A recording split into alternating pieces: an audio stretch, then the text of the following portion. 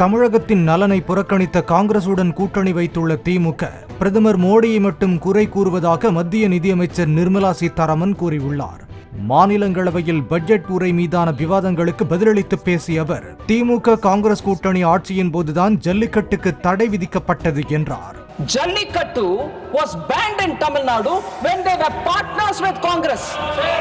It was Prime Minister Modi who removed it from that list.